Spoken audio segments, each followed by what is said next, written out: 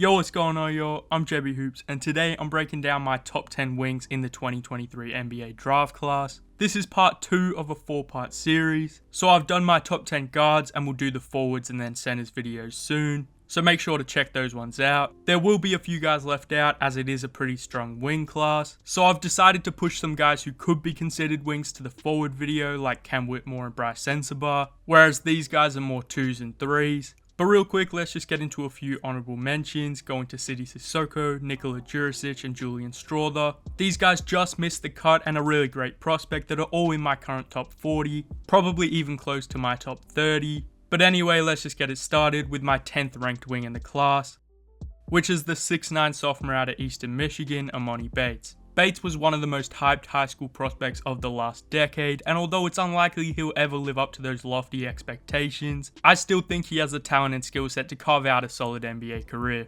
He's a super talented shooter and shot maker, and for the season put up 19 points per game on solid shooting splits. He had some monster performances where he completely took over games, including a game against Toledo where he dropped 43, scoring 29 straight points. He has pretty significant physical and athletic limitations, weighing in at just 179 pounds at the combine and testing relatively poorly. He has stiff hips and lacks burst, and it shows up on both ends of the floor with his struggles creating separation and holding up defensively. But I actually think he's a bit underrated as a passer and help defender. He made some nice reads and rotations, and when he's at his best, he's actually pretty solid in these areas. The issue is his ability to consistently make an impact when his shots aren't falling. Emoni's shooting versatility, range, and shot making talent will stand out in the league, so I'm confident he can find a role as a specialist. But to reach higher end outcomes, he'll really have to key in on the ancillary skills that will ultimately give him the time and reps he needs to show out and prove himself on the NBA stage. There is a lot of questions that'll take time to answer, but in the right situation, I think Emoni Bates could become a really valuable player, so that's why I have him as my 10th ranked wing in the class. My 9th ranked wing in the class is Jordan Hawkins, the 6'5" sophomore out of UConn. The national champion is an excellent shooter in every way imaginable. His elite off movement and spotting up, and his jumper is beautiful. He shot a blistering hot 49.4% on spot up catch and shoot looks, and will definitely help a team's spacing, offensive creativity and versatility with the attention he draws off the ball. And with all that attention, he's become a really solid connecting passer who just makes the right reads. He hits the open man and keeps the ball moving before getting on the move himself and working to get open. Hawkins also had some really impressive moments defensively, using his length and quickness to swarm handlers and force them into tough shots. He'll have to get stronger, and he can really struggle finishing through traffic, but as an elite shooter who can hold his own defensively, he'll definitely draw a ton of interest, but I personally think the lotto hype is a bit much. So for now, I have Jordan Hawkins as my 9th ranked wing in the class. Next up at 8, I have Colby Jones, the 6'6" junior out of Xavier. Jones is a skilled, high-field wing that does a bit of everything. He's efficient from all over the floor and will be able to make an impact in the league straight away. Colby Jones has an elite floater and great touch around the rim. He doesn't possess the first step and burst to consistently create advantages one-on-one, but he's really crafty, and when he catches on the move or comes off a screen, he can be extremely damaging. He's a high-field playmaker who makes quick decisions and creates good looks for his teammates, and I think the combination of his floater and passing enables him to perform as a quality secondary or tertiary creator. He's crafty, plays at his own pace, and knows how to get to his spots without being a super high-end athlete. Colby can really shoot it as well. He knocks down his catch and shoot looks and has a really smooth jumper. Jones is also very good defensively, both on the ball and in help. He has the size, strength, and foot speed to guard 1 through 3. He's a really impressive screen navigator and is always locked in and making an impact. And overall, his skill set just fits in perfectly on almost every team. And I'm confident he's going to be able to contribute very quickly wherever he lands. At 7, I have Maxwell Lewis, the 6'7" sophomore out of Pepperdine. 7 through 3 is super interchangeable for me, and they are all guys I'd be comfortable taking in the lottery. But Maxwell Lewis is a very interesting prospect as he started his season off amazingly, and then really struggled over the second half. But if his season was flipped, he'd probably be viewed as a lotto guy. He's a super talented scorer and shot creator with excellent size to play multiple positions. His efficiency should improve with a more steady shot diet of assisted looks. I buy the jump shot. He's got a really smooth motion, good footwork and soft touch, and his money on catch and shoot looks. Lewis has also developed into a very solid passer who can make plays in the pick and roll, drive and kick, and keep the ball moving. Although his decision making, shot selection, and overall feel is very shaky. Max also has the size, length and athleticism to be very impactful on the defensive end, but he really struggled with his consistency both on the ball and in help. He gets beat way too easily and his awareness and positioning is also poor. He can be a defensive playmaker and make a difference, but he'll definitely need to improve to get consistent minutes in the league. So overall, I'm a big fan of Max Lewis's upside, and I think he can be a versatile athletic wing who can handle, create for himself, really shoot it and pass, and hopefully in time make the most of his tools and make an impact defensively. But for now, I have Maxwell Lewis as my 7th best wing in the class.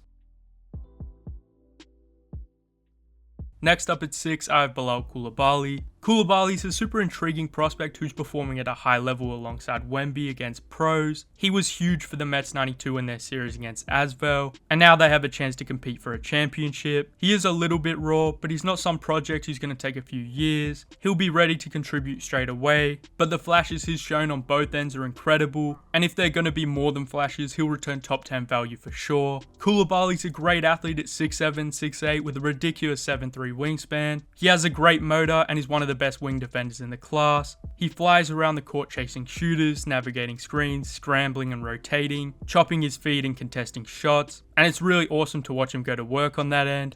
Offensively, he's continuously improved. He can handle and operate a pick and roll. He's an excellent cutter and can really attack a closeout. The 3 and the handle will be the main questions, but he's developed in both of these areas. He's super young and his movement ability and flashes are special, so I wouldn't be surprised at all if a team took him as high as the top 10, and he could probably be a few spots higher on this list, but for now I have Coulibaly at 6. Next up at 5, I have Gradey, the 6'7" freshman out of Kansas. Gradey's a really amazing shooter with pure mechanics, a quick trigger, and a ton of versatility. He can shoot on the move, spotting up from deep and off the dribble. He has great footwork and balance to rearrange his feet or step to the side after a catch or pump fake. He also has a smooth 1 to 2 dribble mid-range pull-up when he's run off the line, and he's really comfortable with it. Dick can also attack a closeout and finish inside. He's a great off-ball mover and attracts a ton of attention, which frees up driving lanes, and he gets easy back cuts off when the D overplays him. He's a great connector as well with good feel and vision. He keeps the ball moving, can make a pocket pass or skip pass, and generally you just trust him with the ball in his hands. Defensively, he has excellent hands and instincts and is a really sturdy team defender. He does have some work to do with his technique and awareness, and his lateral quickness and first step is always going to limit him defending the perimeter, but he has a great motor, so I think he should be fine guarding wings in the league. Gradey's also a bit limited as a self-creator due to his shaky handle, lack of strength and poor first step, but he can make tough shots, is a very good vertical athlete, and his skill set as a big shooter, connector and team defender is very valuable, so I can definitely see why teams would take him in the late lottery, but for now I have Gradey as my 5th best wing in the class.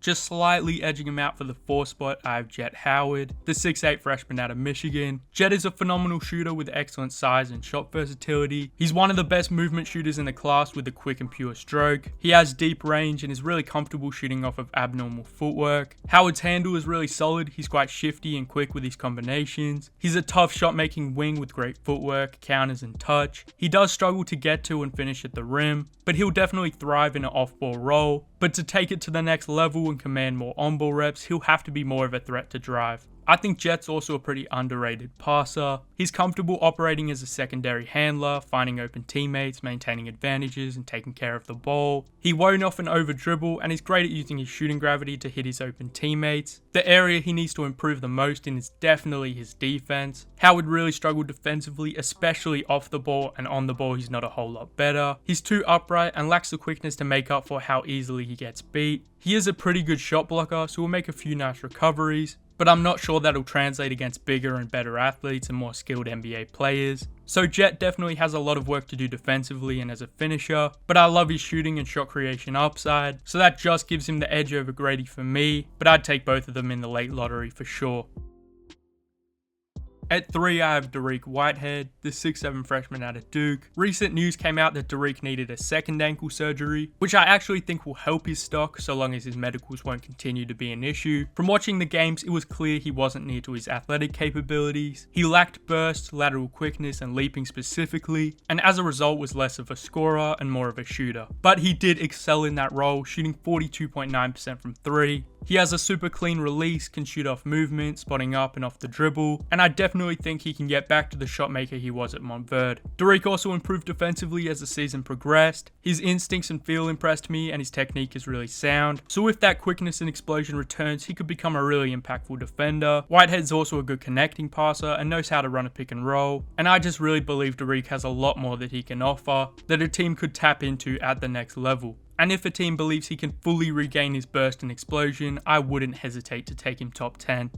Next up at 2, I have Brandon Miller, the 6'9" freshman out of Alabama. Brandon Miller is an awesome prospect who had an incredible freshman season at Bama, but I do think he has some areas that need significant improvement for him to function as a top 2 option on a contending team. He's a phenomenal shooter at 6'9", he drains spot-up looks, is deadly in transition, and is a serious threat off handoffs, pitches, and pin downs. His footwork and balance is great, and although his release is a little low, I'm not worried in the slightest about his shot translating. Miller's also a very impressive passer with good vision, and the ability to pass off a live dribble with either hand and initiate actions. His handle is really good for his size, he's pretty shifty and takes long strides, which helps to offset some of his athletic limitations and help him get to the rim. Defensively, he's solid and can match up against multiple positions, although he does struggle containing both strength-based creators and quick bursty guards. The lack of burst and strength limit his ability to create advantages to score or force the defense into rotation, which is why I find it hard to envision him as more than a secondary creator, but his standout shooting, size, versatility on both ends and production make for an easy sell as an early lotto pick. So I have Brandon Miller as my second ranked wing in the class. So that means at 1 I have Ausar Thompson, the 6'7" wing out of the Overtime Elite, playing alongside his brother Amen, who I just did a full breakdown on if you want to check that out. For the City Reapers, Ausar Thompson was excellent. He won the OTE MVP, a championship, and finals MVP. The athleticism pops. He is a few tiers below Amen, who I view as a generational athlete, but his combination of bounce, quickness, and explosion is amongst the best in the class. I also think Ausar can develop into a borderline all-defensive team caliber defender. Standing at 6'7" with a 7-foot wingspan, Ausar possesses the strength, foot speed, flexibility, and agility to effectively defend 1 through 4. He has awesome instincts, can protect the rim, get in passing lanes and lock you up, and I really think he'll be a plus on that end from the jump. He is a much better shooter than Amen. His form is pretty smooth and he's improved a ton, to the point where he's actually respectable from deep, and can punish defenses for giving him space. Thompson can make an impact with the ball or without it, cutting, attacking tilted defenses, spotting up, and creating for himself and others. I love his handle, he's dominant in transition, and his potential as a creator is really intriguing, with his tough handle, size, and burst, so I really think he'll be able to make an impact on both ends straight away, and I'm a huge fan of his upside, so that's why I have Ausar Thompson as my number 1 ranked wing in the 2023 draft class. Alright, that is all I got for this one. Make sure to leave a like and subscribe for more. Comment your thoughts down below, I'll make sure to reply. I've got more videos coming soon. I have a Wemby video coming out this week, and then the top 10 forwards and centers videos will be after that. The draft is only a few weeks away, and I think it'll be incredibly interesting. But anyway, that is all I got for this one. I appreciate it if you watch the video. And anyway, that's all I got. Jett, out.